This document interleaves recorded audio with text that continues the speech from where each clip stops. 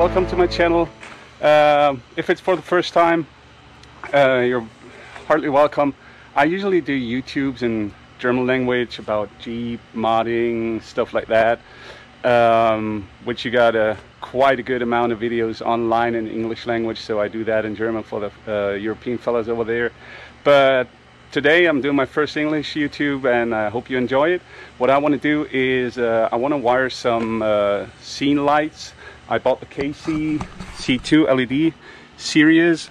I'm not affiliated to any other mentioned companies. It's not sponsored by anybody. I pay for my stuff and buy it online like you guys do. And what is special about it? Yeah, they're gonna be here. What I want to show you is something what I find special, and it took me a while to get it. They are made in Germany, are the so-called MagCode Pro plugs. I haven't found them here in the United States, but I want to spread the word. It's kind of like an external power source, and you're going to see throughout the video what the principle is, what I'm thinking of doing. Hope you enjoy it. Alright, I want to explain the principle of these so-called MagCode plugs real quick. Basically, this is yeah, like a power plug, but what I find is special about them is they're not hot. Even if you wire them to a hot wire, they will not be hot. There will be no current until you connect them. You cannot change the polarity. First of all, there are magnets inside them, and second is, yeah, they have this safety lock here, so you got to put them in the right order, and then you hear that click. This activates a switch inside, and that will close the circuit. So you cannot bridge it. Even if you would go here with a permanent magnet or something, you would not be able to bridge that. And yeah, you can leave it as a plug on your car, on your RV or whatever. And yeah, you can hook up anything you want to them. So it doesn't have to be off-road lightings, or you could hook up anything that runs off 12 volts up to 26 amps. And yeah, they come with a dust cover, and you cannot rip them apart like that because of these little grooves here. They connect right in. When it comes to lifespan, the company says they have a lifespan of at least 4,000 mating cycles, so that means you can do this 4,000 times, which is quite a bit in my opinion. Alright, so what I'm doing right now is, you can see I got this switch system from Team Tech Off-Road. It's the S-Tech switch system. Yeah, I wired the harness through the firewall down here. I think I don't have to bother you with that because you all know how that works. The switch system is currently disconnected here. I got the circuit breaker at the battery, and yeah, I fished it through, took the trim piece off, and yeah, now I'm getting the ground here, taking the ground here, and I will route the wire just along these trim pieces to come out in the back. Alrighty, so just want to give you a little overview of the principle, what I'm going to do now. So here you see the scene lights. These are the KCies C2 LEDs, which I bought. Then you see the wire harness I customized for that. They come with a wire harness, but yeah, you can cut it to your needs. So I ended up in this MagCode plug here. So this little part is the power plug of the MagCode. It comes with a dust cover, and this will go into the roof of the Jeep. And then I got a wire-to-wire connector, which I got from the local auto parts store. And I tucked the wire harness into the Jeep here, which is already in there, and that will connect to here, and it's wired to the switch box. So that's the plan. So I keep everything modular and interchangeable for the future, and I can take the hardtop off if need be, and not being connected to the vehicle by a wire which is not releasable by plugs or something.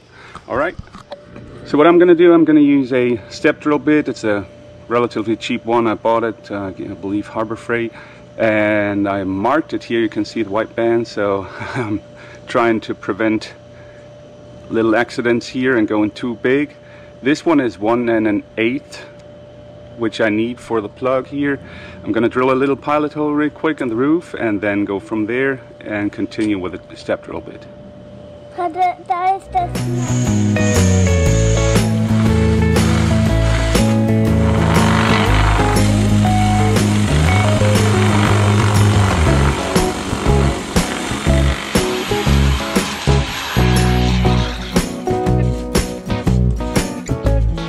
Alright, so after drilling the hole, here's where we are right now. So you can see this is how it's going to be like when it's tightened. So yeah, I keep the cap in this direction, so if nothing is connected, it won't start flapping up because of the wind speed. I understand the Jeep is not the fastest car, but I keep it that way so it opens up into the driver's direction, and yeah, then it comes through the roof, and there's gonna be a nut going there, and I'm gonna put some gasket maker on it, let it cure, and then connect everything. Alright, so next step's gonna be, we're gonna put a bed of silicone here. I went with this black gasket maker. I hope I grabbed the right product, and yeah, gonna put a bed of silicone there.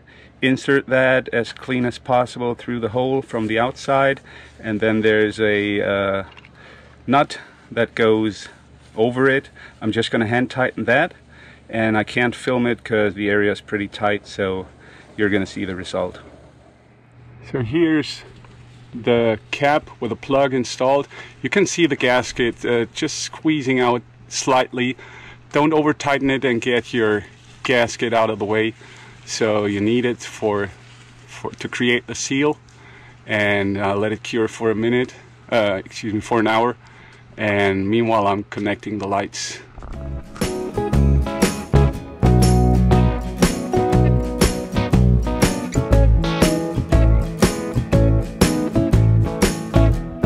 Alright guys, so the silicone is cured, and here's the end result. You see this screw goes over it, and you see what I mean. Here's the 2-pin wire connector from the auto parts store.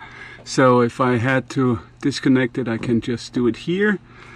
The cable runs behind this foam pad from the backbone.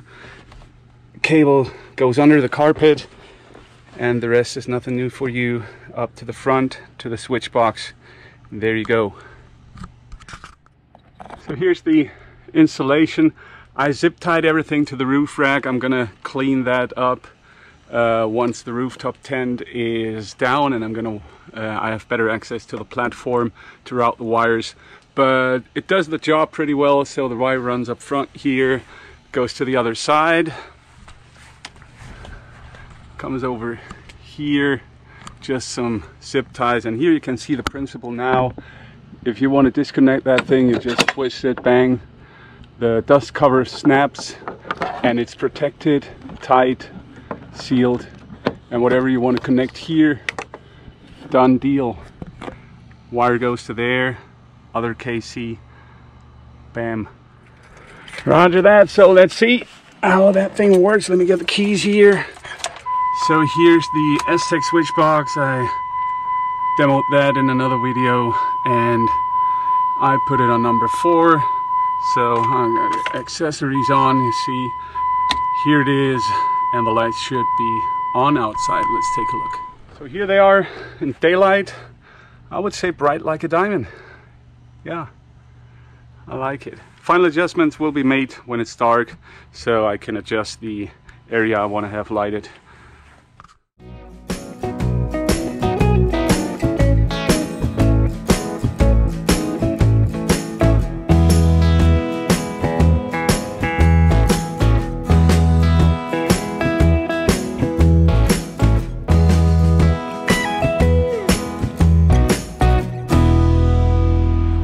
Alright folks, hope you enjoyed the video, and I brought some new ideas to you, how you can wire through your roof and make it modular. That's what I like, so I can still take the top off if need be, or if it gets damaged or something and I'm not stuck on a wire which is permanently in there. Alright, so if you want to check on my other YouTubes, yeah, they are in German, support my channel or whatever. Leave a comment if you want to see more in English. Otherwise, yeah, I can guarantee you my German is even worse. Alrighty, you have a good one.